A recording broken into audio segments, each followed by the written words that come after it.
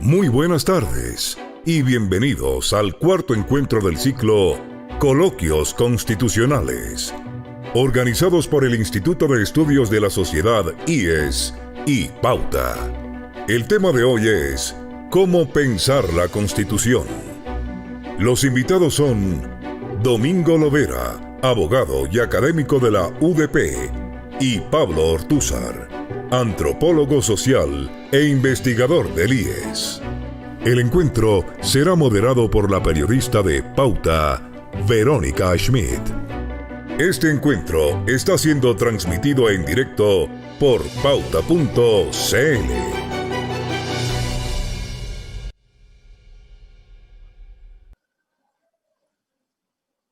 Ahí sí, tenía que abrir mi micrófono. ¿Cómo están todos? Sean muy bienvenidos a este que es el cuarto encuentro de este ciclo de coloquios constitucionales que, como ustedes ya saben, organiza Pauta y también el Instituto de Estudios de la Sociedad IES. En esta oportunidad, el encuentro iba a ser moderado por Constanza López. Ella, por razones de salud, debió ausentarse en este día, así que soy yo, Verónica Schmidt, quien los acompañará en esta conversación, a dos importantes entrevistados, dos panelistas que ustedes ya han escuchado en la presentación. Domingo Lovera, él es licenciado en Ciencias Jurídicas y Sociales de la Universidad Diego Portales, él es doctorado en Osgood Hall Law School y Master también of Law de la Universidad de Columbia, es profesor asociado de la Universidad Diego Portales, es investigador del programa de Derecho Público de esa misma universidad, también es coeditor de la revista Derecho y Crítica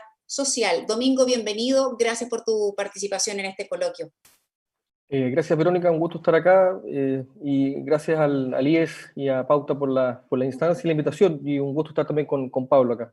A ti por tu tiempo. Y Pablo Ortúzar es antropólogo social y magíster de análisis sistémico aplicado de la sociedad por la Universidad de Chile.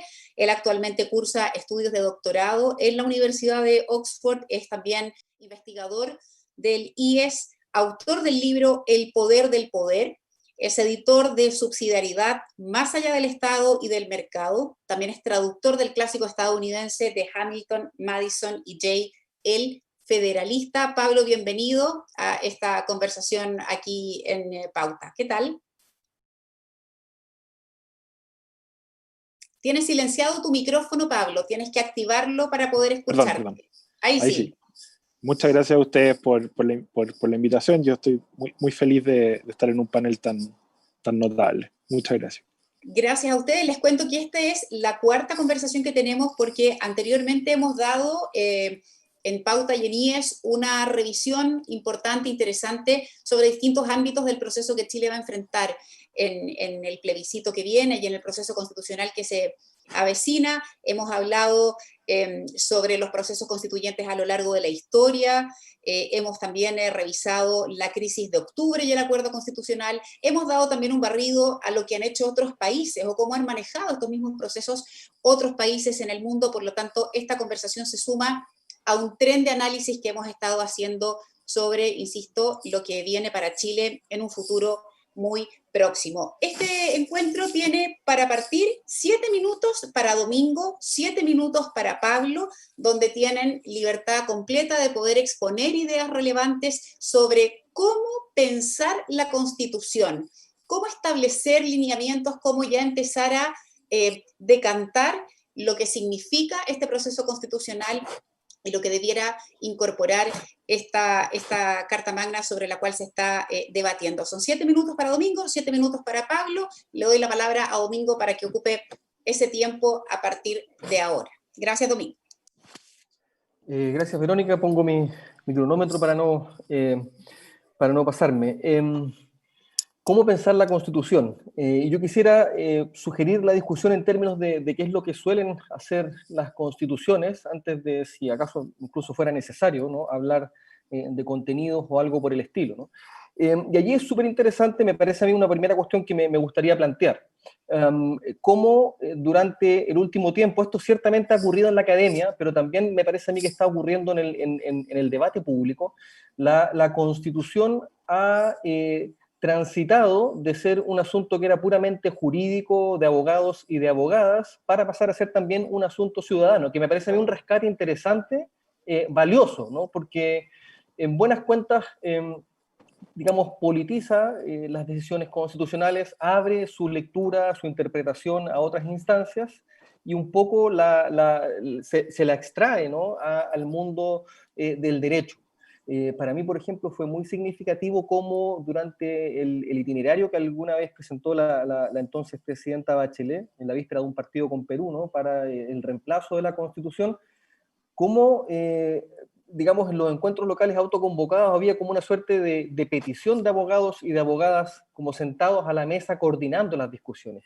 Y me parece a mí que lo rico de ese momento, y que hoy día quizás se está viviendo un poco más, a pesar de que los medios, los abogados y las abogadas siguen siendo una voz muy presente, cómo ahí la ciudadanía, digamos, abrazó la idea de que esta es una decisión que también le compete, ¿no? Y eso es interesante, ver cómo está ocurriendo también hoy día, me parece a mí, en el caso del proceso chileno.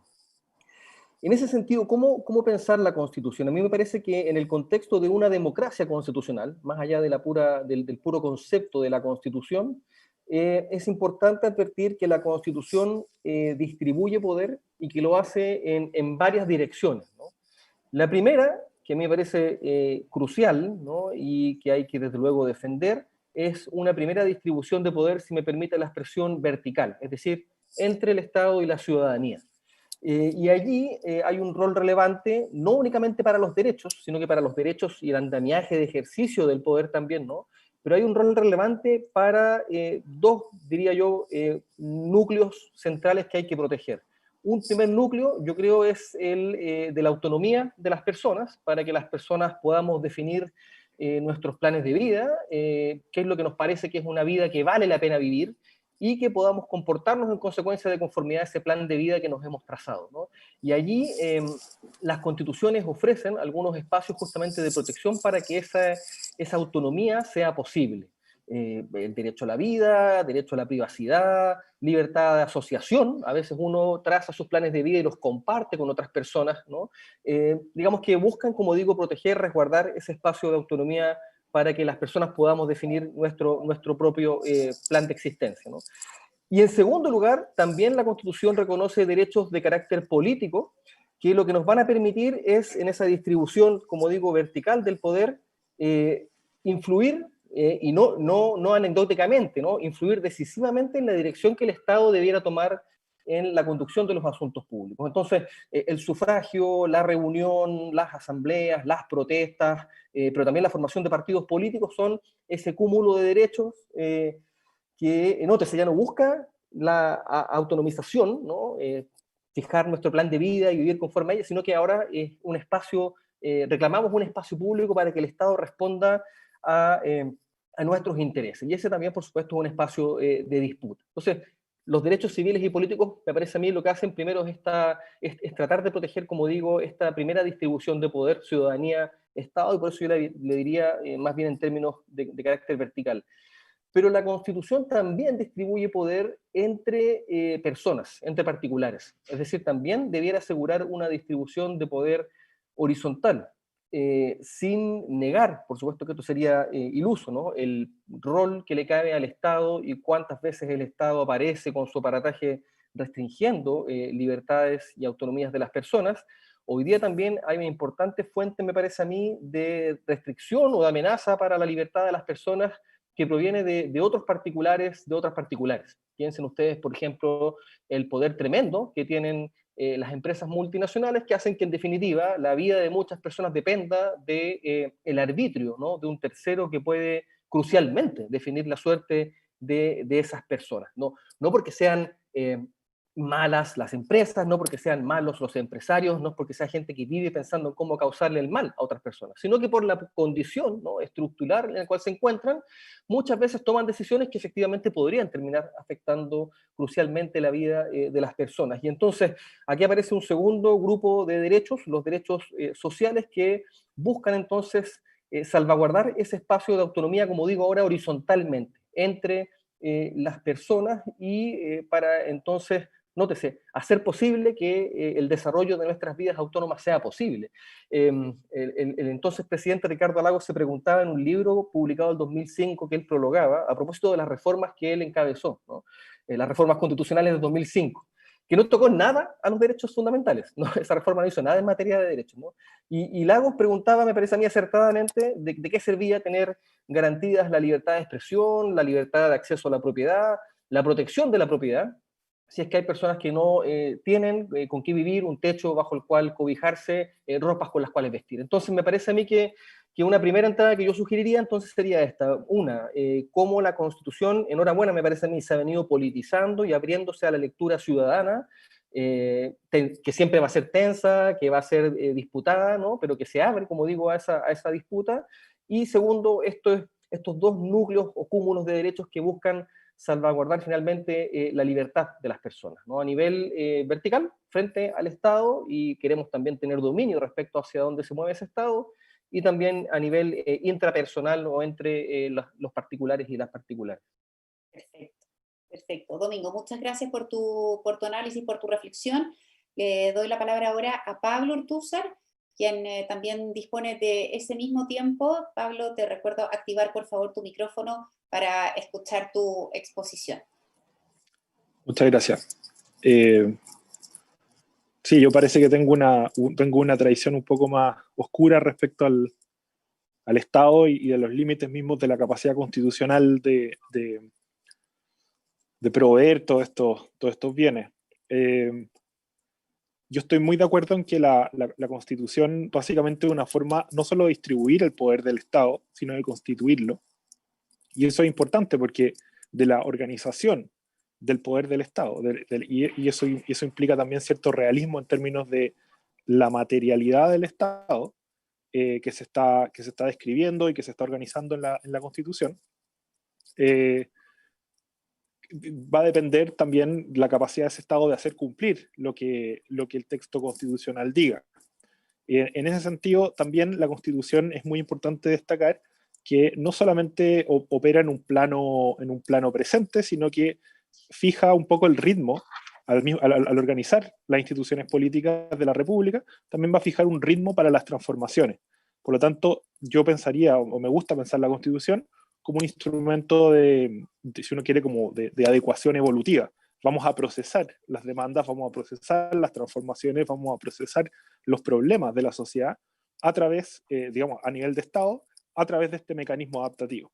Y por lo tanto, el diseño de ese mecanismo adaptativo es muy importante y tiene que ver no solamente con los sueños y las esperanzas del presente, sino también con cómo le damos sustento, o sea, en qué medida el Estado puede respaldar esos sueños y esas esperanzas, lo cual depende de factores que van más allá de la Constitución, que entre ellos, digamos, la capacidad económica del país, que no haya grandes desastres naturales, digamos, etcétera, etcétera, que no se extinga el país o que no haya un tsunami y acabe con todo.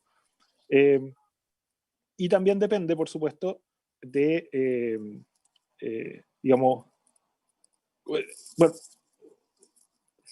esto se me enredó la idea, pero en el fondo el ritmo en el que vamos accediendo a estos bienes, no solamente la posibilidad de acceder a ellos, sino que el ritmo a partir del cual vamos accediendo a ellos es muy determinante de que los alcancemos. Entonces, a mí me gusta pensar la Constitución como esta herramienta adaptativa que permite, ¿cierto?, introducir tiempo en los cambios políticos, que permite introducir balances y chequeos en las instituciones del Estado, que efectivamente reparte el poder, pero lo reparte no solamente con el fin, digamos, de evitar los abusos, sino de crear un procedimiento, cierto proceso, que vayan asegurando ciertas conquistas en una cierta dirección, en la medida en que eso vaya siendo posible. Lo contrario sería crear una constitución que genere grandes expectativas, que haga grandes promesas y que no introduzca, digamos, los ritmos necesarios, las temporalidades necesarias para que esos avances a los que se espera llegar sea posible conquistarlos, lo cual obviamente puede pasar. Si nosotros pensamos que por escribir en la Constitución una serie de derechos sociales y por digamos, hacer lo más expedito y lo más rápido posible la toma de decisiones, por ejemplo, teniendo una sola cámara que por mayoría simple pueda decir cualquier cosa, lo más probable es que lo que vamos a introducir es una velocidad a la toma de decisiones políticas que va a chocar probablemente con, con la capacidad institucional, con la capacidad material del país y del Estado para ir respondiendo, ¿cierto?, a esas expectativas. Entonces, y en ese caso, lo que vamos a tener al final es un proceso de deslegitimación de las instituciones. De nuevo, la Constitución actual, si uno lo piensa, la crítica que se hace es que falló al imponer un ritmo demasiado lento a la toma de decisiones. Efectivamente, al introducir mecanismos de balance y contrabalance que eran demasiado exigentes, llevaban normalmente al empate, y eso hacía, digamos, que fuera una Constitución muy conservadora. Eso generó estabilidad institucional, estabilidad económica en buena medida, lo cual permitió, por ejemplo, el crecimiento económico, pero al mismo tiempo evitó que en la medida en que la sociedad iba transitando desde un país de un 50% de pobres a un país donde ese mismo 50%, digamos, se movió hacia la clase media, no se hicieran las reformas institucionales que acompañaran esos cambios sociales. Y ese es el problema en que nos encontramos hoy día. Ahora, podemos caer obviamente en el problema inverso, que es generar una sobreexpectativa respecto a los efectos que puede tener una transformación de la Constitución, meter el acelerador a fondo, no poner ninguna restricción y terminar, ¿cierto?, en una situación en la cual chocamos contra una muralla porque hicimos miles de promesas que no podemos cumplir, que no tenemos capacidad institucional de cumplir, y ahí la Constitución, digamos, se vuelve irrelevante por lo contrario. En vez de un ritmo demasiado lento de cambio y adaptación, genera un ritmo demasiado rápido de adaptación, y por lo tanto no sirve como un instrumento de mediación entre, digamos, el cambio social y el cambio institucional, que es justamente el rol que creo que tiene que cumplir. En ese sentido yo soy mucho más, obviamente, distante a valorar esta politización, ¿cierto?, de la Constitución, si es que se entiende como la creencia ingenua de muchas personas que introduciendo ciertos principios o como convirtiendo la Constitución en una especie de lista para el viejo pascuero, eso va a generar esas transformaciones en la realidad. Al revés, creo que es muy peligroso y que los políticos que están haciendo demagogia con esa idea están cavando su propia tumba, porque justamente se están inflando las expectativas, se está diciendo a la población que en vez de política social lo que necesitamos es introducir ciertos derechos, que por ejemplo la educación en Chile es mala porque no hemos puesto en la Constitución que tiene que haber derecho a una buena educación. Pero eso en general, si uno mira la situación, no es cierto. Y si eso lo podríamos introducir ahora en la Constitución y no cambiaría nada la realidad de la educación en Chile. Entonces, esa es mi preocupación, porque creo que detrás de esa politización que se detecta perfectamente puede haber una falsa expectativa en torno a lo que puede hacer o no la Constitución. También la situación creo que es complicada porque, por lo que decía antes, en el fondo llegamos a una situación en que la institucionalidad actual pierde legitimidad debido a lo lento y a lo engorroso que es generar cambios, y que no logró adaptar de manera suficiente, ¿cierto?, los cambios, la institucionalidad a los cambios en la estructura social, y por lo tanto nos podríamos balancear hacia el lado opuesto y terminar igualmente en una constitución inútil. Entonces la pregunta es cómo el Estado, cómo organizamos cómo organizarnos de manera que sea creíble, que queremos avanzar hacia ciertos objetivos compartidos, pero también introduciendo un ritmo y un entramado institucional que nos permita efectivamente avanzar a un ritmo que sea materialmente sustentable e institucionalmente sustentable hacia esos objetivos. Yo creo que en los objetivos hay un giro que está más o menos claro. Nos vamos a mover hacia un Estado social. El debate es qué tipo de Estado social se va a constituir, y eso probablemente se va a acotar a una discusión respecto a si queremos un modelo más de Estado de bienestar o un Estado social subsidiario. Creo que son las dos opciones. El Estado de bienestar deposita en el aparato estatal mismo la oferta, digamos, y el cumplimiento de una serie de derechos y expectativas, mientras que el Estado social subsidiario lo que hace es articular, digamos, la sociedad civil y a los privados para orientarse al cumplimiento de esos objetivos. Es más pluralista, el Estado de bienestar es más racionalista, y ahí también eso lleva a un debate sobre capacidad económica, si es que es posible organizarse de esta manera o no, cómo se relaciona este mapa con el territorio, que esperaría que es lo que estuvieran discutiendo en el Congreso hoy día en vez de estupideces, pero eso es más o menos. Perfecto. Bien, Pablo, gracias por tu intervención.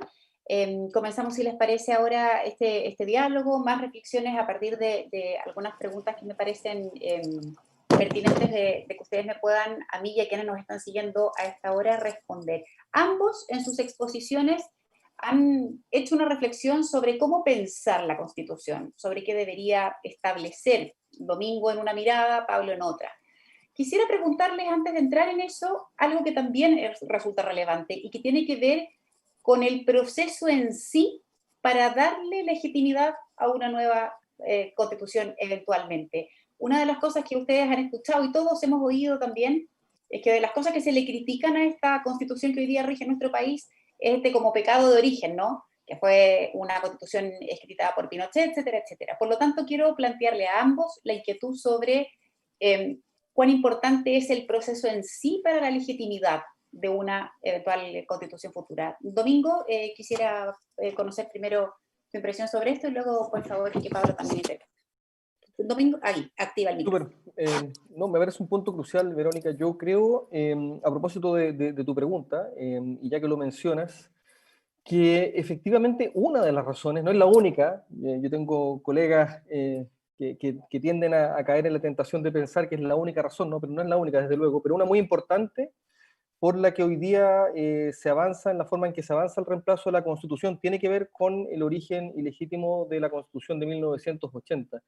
A mí me parece que en el contexto de nuestra historia eso es un antecedente muy relevante, como digo, no es la única razón que explica el reemplazo hoy día, pero dado el contexto de impunidad, ¿no?, de las violaciones masivas a derechos humanos y de justicia a cuentagotas, es decir, a medida que se van produciendo sentencias individuales en los tribunales de justicia, ese es un aspecto que yo no daría ni por superado, ¿no?, ni tendería tampoco a compararlo con otros procesos constituyentes que también han visto el origen de sus regulaciones constitucionales en momentos de agitación social.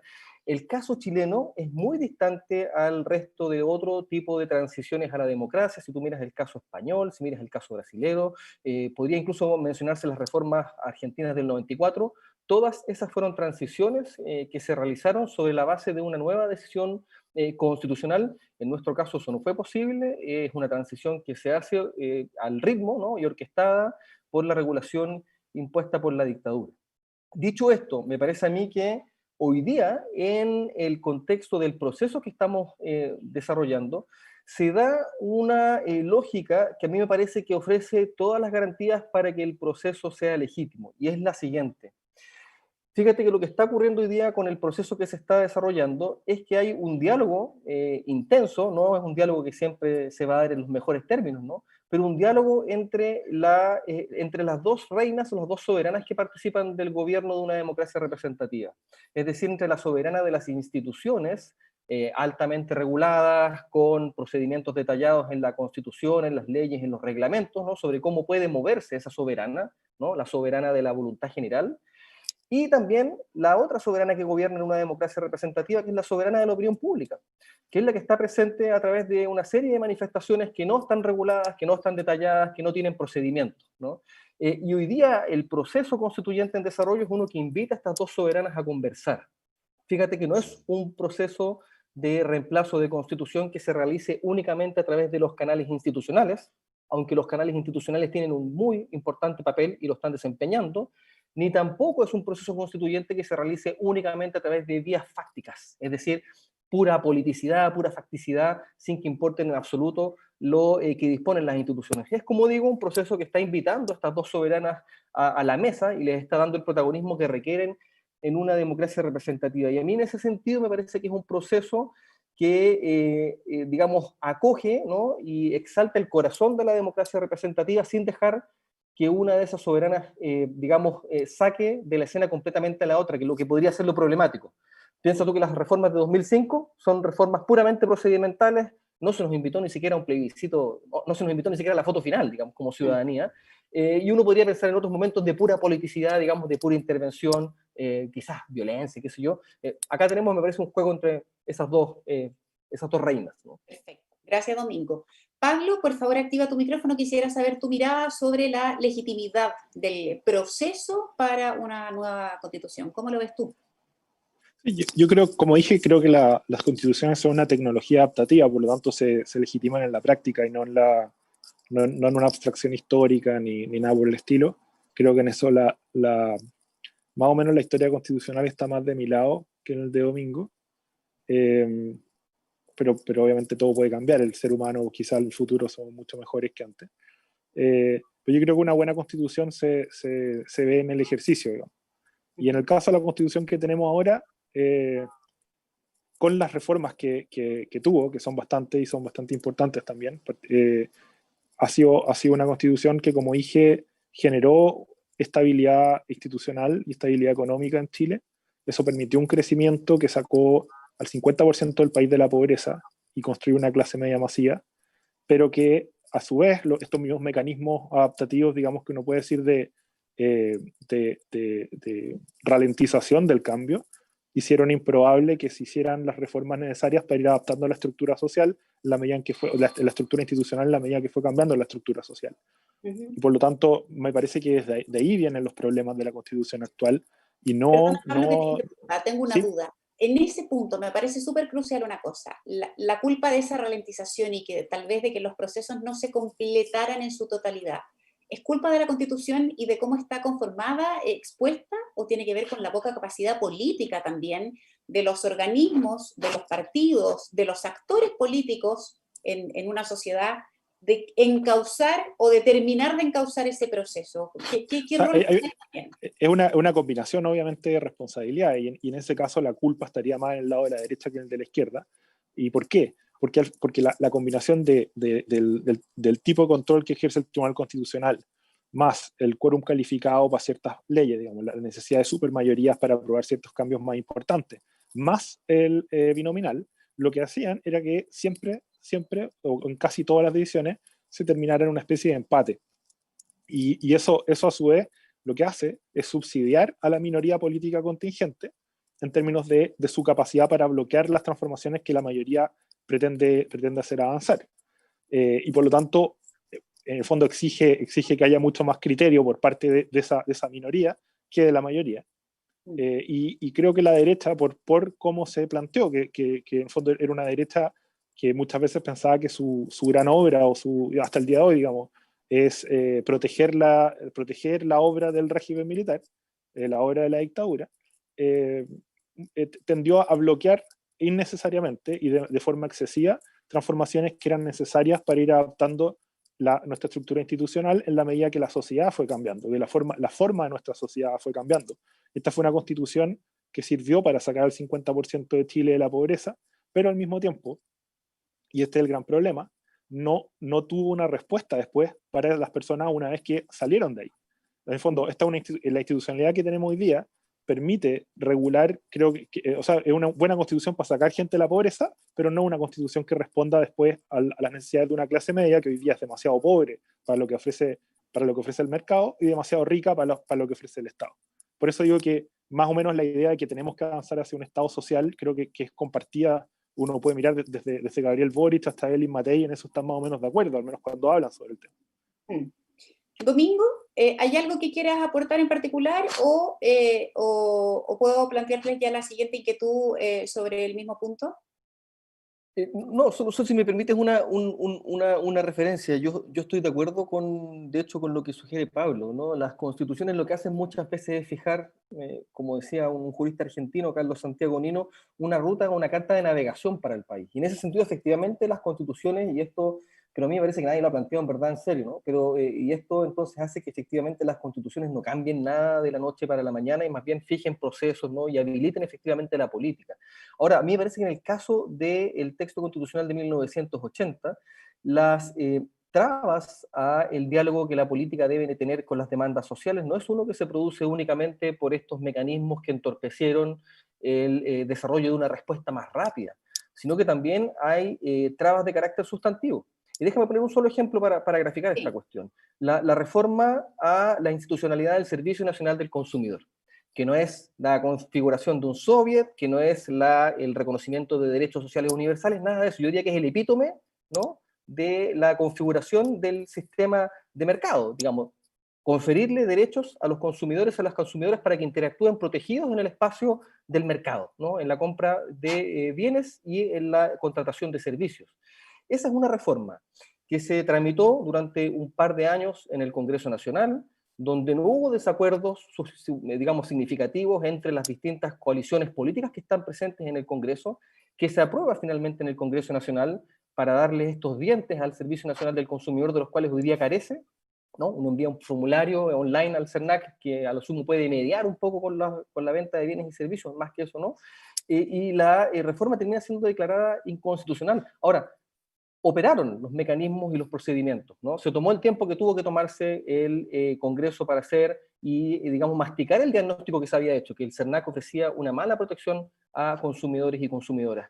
Y a pesar de eso, ¿no? Se tomaron los tiempos, se cumplieron con los procedimientos, se satisfacieron de sobra los quórums que estaban establecidos en el texto constitucional, y aún así el Tribunal Constitucional aparece, como decía Pablo recién, digamos, poniéndole coto, pero esta vez sustantivo, ¿no? A el tipo de decisión que se puede adoptar, ¿no? Entonces, a mí me parece que efectivamente este texto corrió ese riesgo y hoy día lo está padeciendo.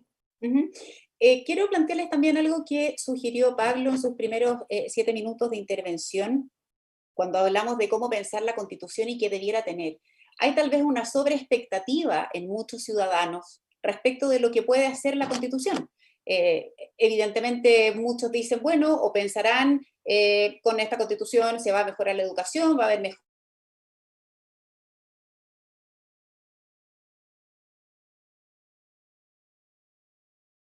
que ha ido evolucionando. Para pensar en la Constitución, ¿qué es lo que debiera delimitarse? Es decir, no solo hablar de que somos un Estado democrático, que respeta los acuerdos internacionales, una república, todo aquello, o también abordar ese tipo de cuestiones, más aún cuando la Constitución puede establecer muchas cosas, pero jamás va a garantizar que existan las condiciones, por ejemplo, económicas, para que un Estado responda a ello. Pablo, ¿qué piensas tú? Bueno, por eso yo creo que el tema de la Constitución se juega más bien en buscar acuerdos básicos en torno a en qué cosas queremos avanzar, pero lo más importante no es eso, sino que es, por eso digo, yo no creo que sea una hoja de ruta en realidad la Constitución, sino que creo que es más bien una especie de motor. Y en ese sentido, por eso hablo como de un mecanismo, un aparato que media entre los objetivos que podemos ponernos en conjunto respecto al Estado, cuáles son los objetivos, porque además la Constitución lo que reparte el poder del Estado, no organiza la sociedad, no constituye la sociedad. Las sociedades son previas al orden constitucional, son posteriores al orden constitucional. En el fondo, lo que hace es organizar el Estado y darle ritmo y darle cierto, una forma a los mecanismos a través de los cuales esa estatalidad se va a mover en una dirección o en otra. Y creo que el ritmo y la organización son mucho más importantes, finalmente, que los horizontes, digamos, que ponernos a soñar y a discutir sobre los magníficos horizontes. Si al final todos queremos cosas más o menos parecidas. Si a uno le preguntan, ¿usted querría una sociedad donde hubiera mejor salud, mejor educación, justicia social, medio ambiente libre de contaminación? Obvio que sí, obvio que sí. Pero el tema es cómo podemos organizarnos, porque hay demasiados bienes que están en juego y porque vivimos en un mundo que lamentablemente es mucho más complicado que simplemente querer cosas buenas y que lluevan del cielo. Entonces, no porque las declaremos al universo, excepto que haya muchos fanáticos de Coelho en la Comisión Constituyente, vamos a obtener esos bienes. Y eso es lo que a mí me preocupa, que hoy día hay parte de la clase política, e incluso muchos profesores de Derecho, que me cuesta pensar que lo estén haciendo de buena fe, se han dedicado a ofrecer esta especie de decreto al universo, digamos, como algo viable a gente que está desesperada por necesidades y por injusticias que se arrastran de mucho tiempo y las cuales necesitamos política social para hacernos cargo. Sí. Domingo, ¿la Constitución la piensan los políticos? ¿La piensan los expertos? ¿La piensa la ciudadanía? ¿Cómo se configura ese cuadro para que se produzca tal vez algo que mencionaste en tus primeros minutos de intervención, sobre la posibilidad de que ahora ya, claro, se establezca una cuestión vertical en una Constitución, pero además una cosa horizontal y de entramado, ¿verdad? De lo que realmente las personas aspiran o requieren de una carta magna. ¿Quiénes la piensan? ¿Quiénes ordenan? Ya sea la hoja de ruta o el motor, dependiendo de sus visiones. ¿La ciudadanía, los expertos, quién? Gracias, Verónica, porque me permite aclarar un par de cuestiones. La primera tiene que ver, yo creo, con la fisonomía misma de las constituciones, ¿no? Y efectivamente la razón por la que yo creo que es mejor representarla como una hoja de ruta, pero esto nada se contrapone con la idea de presentarla como un motor, es en el hecho de que muchas de sus disposiciones, la regla general, ¿no? Salvo contadas excepciones casi triviales, ¿no? La regla general es que los preceptos constitucionales se expresan en un lenguaje vago, amplio, sin embargo normativo, ¿no? Que cumple una doble función. Describe cómo nos vemos los miembros, las integrantes de esta comunidad política, pero también fija un norte hacia dónde tenemos que movernos. Entonces, cuando, no sé, hoy día el texto constitucional en su inicio, ¿no?, declara que las personas nacemos libres e iguales en dignidad y derechos, está describiendo la forma en que nos vemos los integrantes de esta comunidad política, pero también está marcando un norte que debe profundizarse, porque sabemos que no todas las personas nacen, efectivamente, hoy día, en términos materiales, libres e iguales en dignidad y derechos. Y esto es así porque la fisonomía de principios que están incorporadas en la Constitución fija mandatos, es decir, que no son de libre disposición para la autoridad, y de allí la relevancia de la Constitución, ¿no? Pero son en todo caso mandatos de optimización, es decir, mandatos que deben realizarse en la medida en que las condiciones jurídicas y fácticas, incluidas las materiales que mencionaba Pablo, desde luego, estén presentes, ¿no? Y esto es lo que permite entonces que el desarrollo, digámoslo así, ¿no?, para poner el mismo ejemplo que utilizó Pablo, de un sistema público gratuito y de calidad, para ocupar también el eslogan de algunas de las movilizaciones estudiantiles, ¿no?, no pueda realizarse de una vez por todas, sino que deba ir realizándose, optimizándose, ¿no?, en la medida en que contamos con las condiciones para que eso sea posible. Ahora, ¿qué es lo que sin embargo marca la Constitución igual, ¿no? Marca esa hoja de ruta y fija justamente ese horizonte hacia el cual tenemos que movernos. Capaz que nunca lleguemos a conocer ese horizonte. La pregunta es si acaso la Constitución abre un espacio para que podamos vivir una suerte de vida política que sea digna, ¿no?, de estar encaminada hacia el desarrollo de esos principios. Y eso es lo que, en cambio, el texto de hoy día, en 1980, no permite. Porque no está animada a fijar un norte, sino que más bien está animada a cercenar, y yo en esto lo comparto con Pablo, y podrá ser una buena o mala estrategia, pero es un texto que estuvo animado más bien a petrificar el legado y la obra de la dictadura, más que a pensar en una profundización democrática. Y en esto quisiera hacer un par de acotaciones finales, si me permite, Verónica. Uno, Sí. las grandes reformas que salen introducidas al texto de 1980, salvo algunas triviales, ¿no?, o que pueden llegar a ser relevantes, como la protección de los datos personales, ¿no?, recientemente incorporada. Bueno, las grandes reformas son reformas que no han tenido otro propósito que ajustar este texto constitucional a los mínimos, ¿no?, que uno puede reclamar de un Estado democrático. Recién en 2005, y esto en términos históricos es un abrir y cerrar de ojos, se eliminaron los senadores designados. Esa es la gran reforma del 2005, esa es la gran reforma conforme a la cual vamos a decir que esta es una constitución que se ha legitimado en términos democráticos. Me parece francamente inaceptable pensar que, pues, habiendo removido ayer, ¿no?, los senadores designados, estamos ya a la altura de los estados que pueden defender y preciarse, ¿no?, de contar con una constitución democrática. Y lo segundo, y aquí tomo lo que tú preguntabas recién, Verónica, ¿quiénes definen la Constitución? Bueno, todas y todos, ¿no? Este es el sentido de politización al cual yo me refiero. Es decir, dejar, ¿no?, que la Constitución sea solamente un terreno de expertos, porque cuando es un terreno de expertos es justamente cuando se presta para poner límites en la forma en que lo pone hoy día y abrir, ¿no?, la discusión ciudadana a la ciudadanía. La Pero ciudadanía es perdona, ¿por qué verdad. poner límites podría ser malo? Doy vuelta a la mirada. Poner límites también puede establecer un poco lo que aludía Pablo al principio, tratar de poner las expectativas en su justa medida. Es decir, no porque esté escrito en la Constitución, necesariamente vamos a ser un país que ofrezca una educación de calidad universal. ¿Me explico? O sea, también el equilibrio adecuado entre un grupo de expertos, los partidos políticos, si es que caben, ¿no?, los ciudadanos, puede ser ahí una proporción que te permita establecer límites, pero no en el sentido negativo de los límites. Estoy súper de acuerdo, y de hecho esa yo creo que es la mejor visión o la mejor forma de pensar la Constitución. O sea, una donde no hay solo, por decirlo así, un grupo social, los expertos, ¿no?, los que Correcto. definen qué es lo que es la Constitución, sino donde concurrimos ciudadanía, expertos, participa el Poder Judicial, participa el Congreso, participa la administración del Estado. Acá hay, y yo creo que en esto no hay una contraposición con lo que dice Pablo, ¿no?, la necesidad de desarrollar políticas públicas que puedan implementar aquellas promesas que están incorporadas en la Constitución. Ahora, ¿cuáles son los límites que la Constitución establece? Bueno, el hecho de que esas son decisiones que no se pueden tomar de cualquier forma. Enhorabuena, no son decisiones que se puedan tomar de cualquier forma. Pero me parece clave lo que dijo Pablo, y yo lo recojo y lo comparto.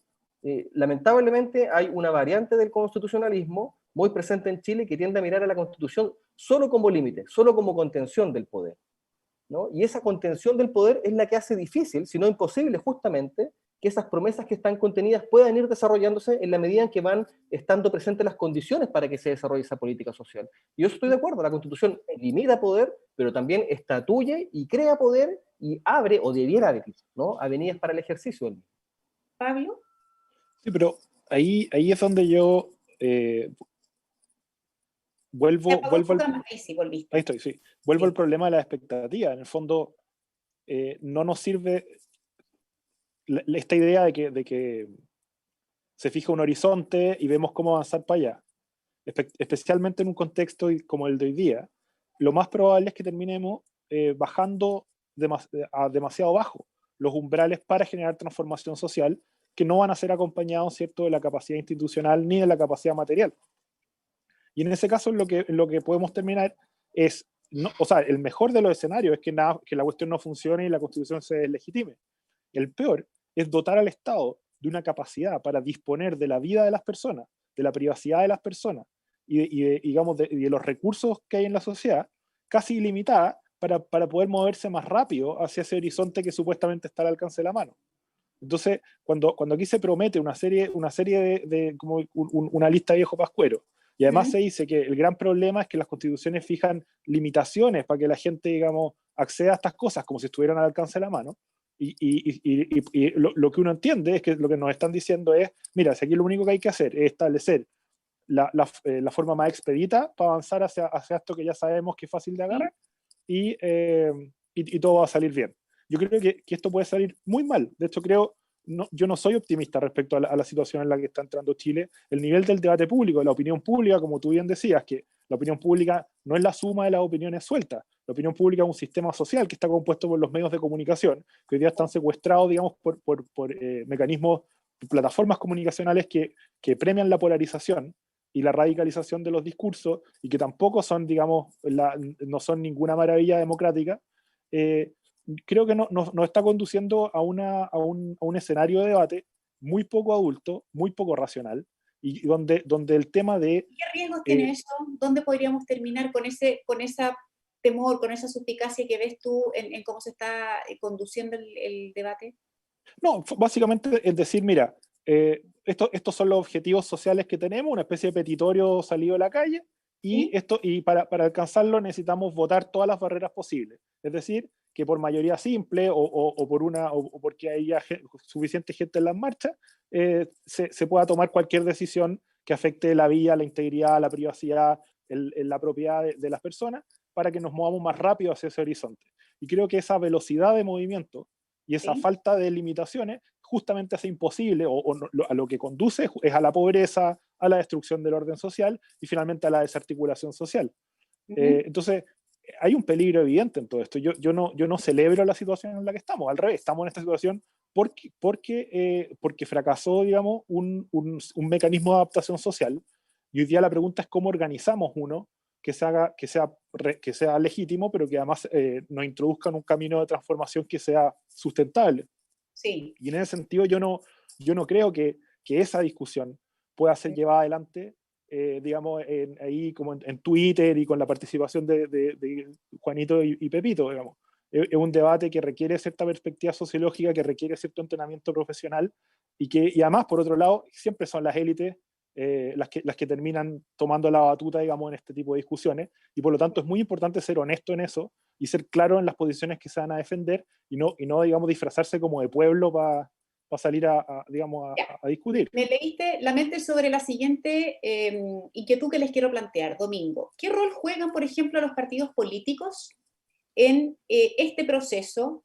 Sobre todo porque cuando, por ejemplo, se puede plantear la posibilidad de una convención mixta o bien una convención constituyente, al final en esta convención constituyente van a ir, elegidos por la ciudadanía obviamente, pero van a ir como candidatos aquellos que de los propios partidos políticos emerjan. Entonces, insisto, ¿cuál es el rol de la política dura y pura en un proceso como el que vamos a enfrentar? Un rol crucial, pero déjame volver sobre un puntito al pasar, Verónica, si me permites. Y es que yo estoy de acuerdo con lo que plantea Pablo, pero mi pregunta sería, bueno, ¿por qué asumir que privacidad, propiedad, vida y libertad son una suerte como de valores inmutables que están allí, digamos, objetivos y que todos y todas podríamos abrazar y ver? Esos valores, esos principios, esos derechos también están reconocidos en la Constitución, también requieren de política pública para su desarrollo.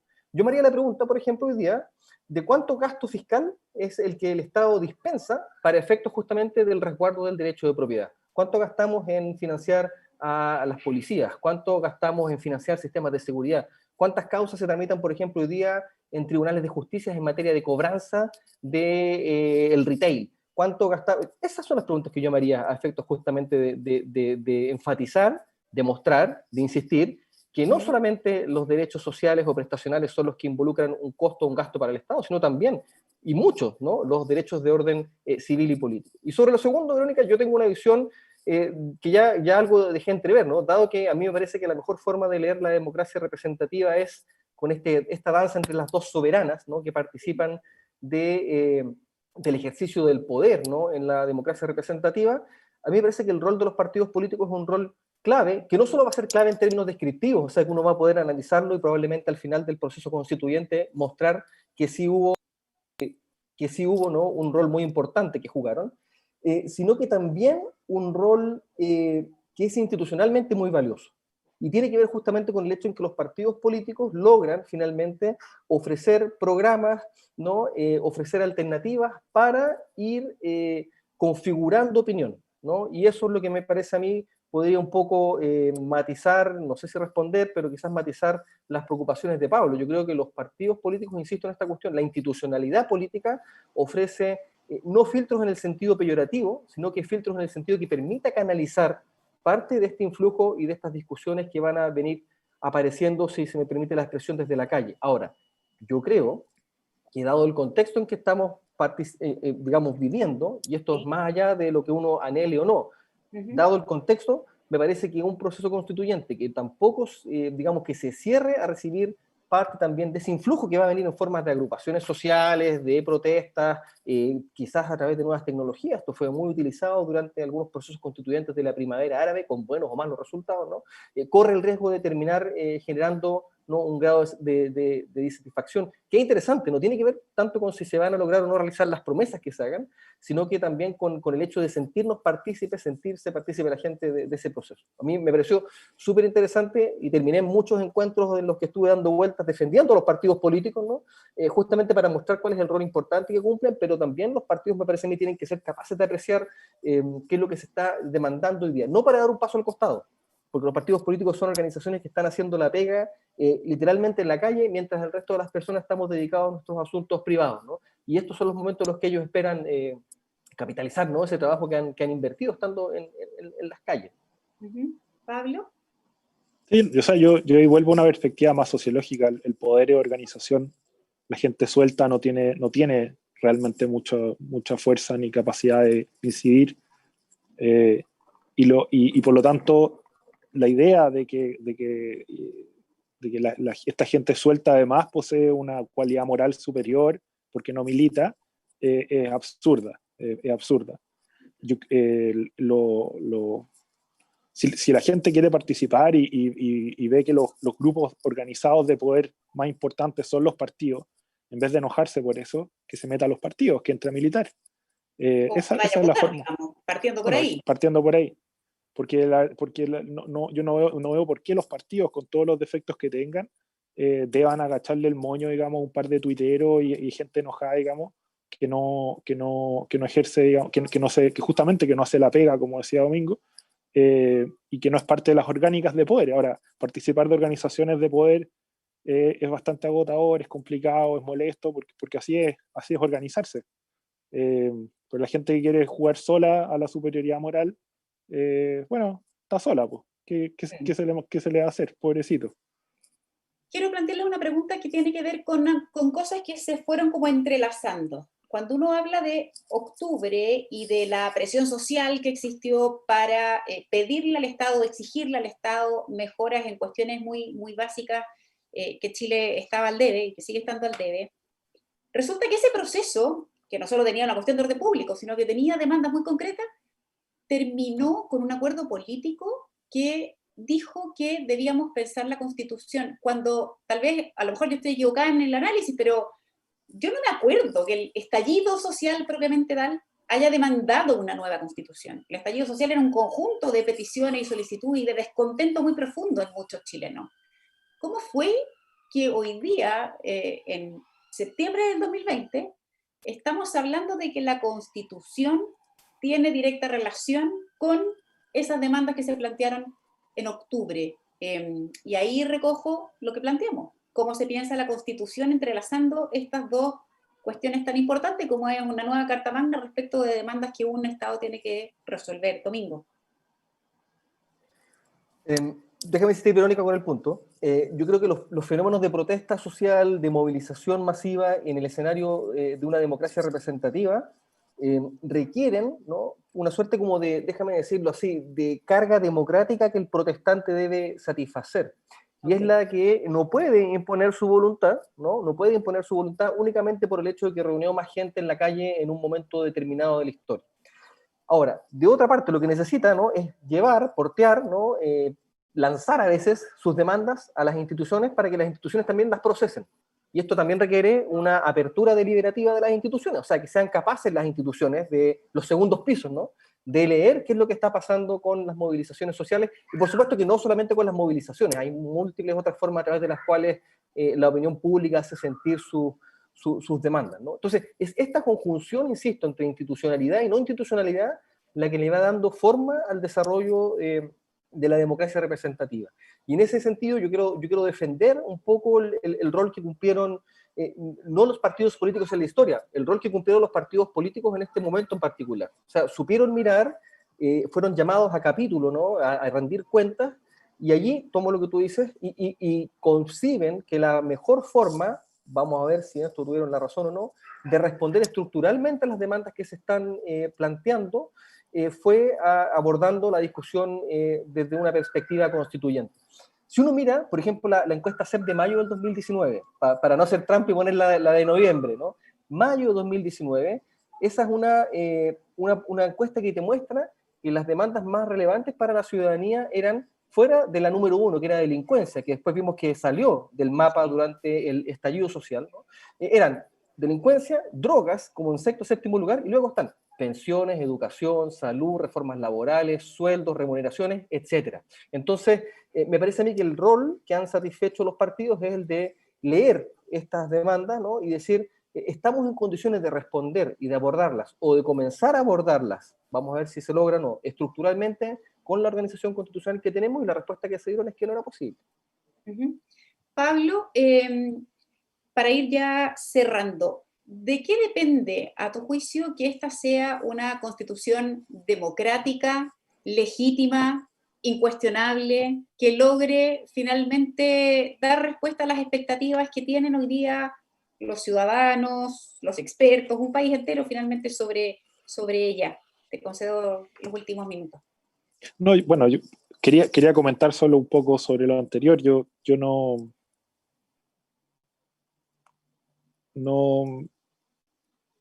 bueno, sí, no, está bien. No, en realidad creo que como decía antes, esto va a depender mucho de la práctica, del diseño que se logre hacer.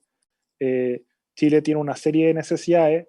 Yo soy más cínico en ese análisis. El sistema político llegó a un nivel de crisis durante el estallido social, en el cual los únicos remedios que podían ofrecer era o la renuncia al presidente y el llamado a elecciones anticipadas, o el cambio constitucional. Pero tampoco es que la política, y yo insisto en eso, el sistema político no tiene una capacidad universal para configurar el orden social.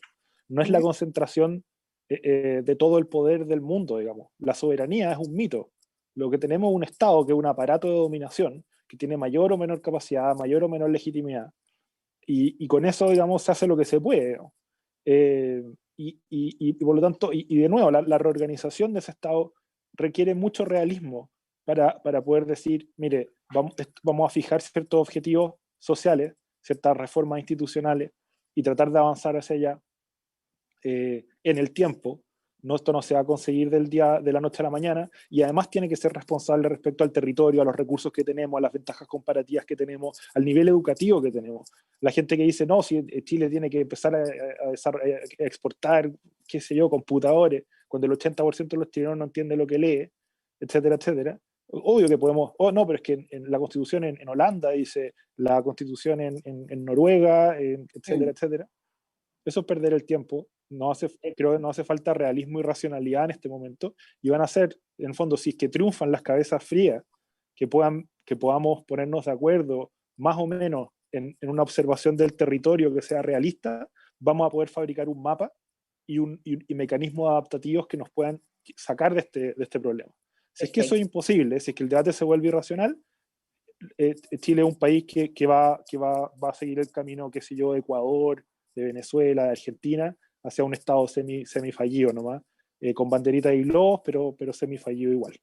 Perfecto. Gracias, Pablo. Sé que te queda poca batería en tu celular, así que rápidamente le ofrezco la palabra a Domingo para ir cerrando ya nuestro panel. Sí, dar las gracias por el espacio. Me parece que estas son instancias relevantes. Hoy día la ciudadanía demanda información, demanda participación, demanda decisión. Así es que agradezco la instancia y agradezco también la interacción con Pablo. Y no quiero dejar en un tono no cínico, y lo digo honestamente, de celebrar la invitación del IES. Tenemos posiciones jurídicas, políticas y sociales probablemente divergentes, ¿no? Pero siempre he tenido la oportunidad de dialogar con la gente del IES en los mejores términos posibles. Me parece que es la vía para que un proceso como este y luego la implementación, ¿no?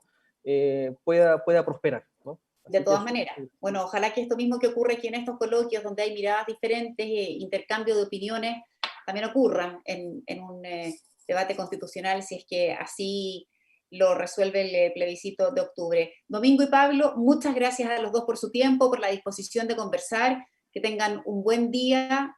Los invito a que luego compartan también esta conversación que va a quedar disponible en nuestros sitios y en redes sociales. Muchas gracias, Pablo. Muchas gracias, Domingo. Que les vaya muy bien. Cuídense.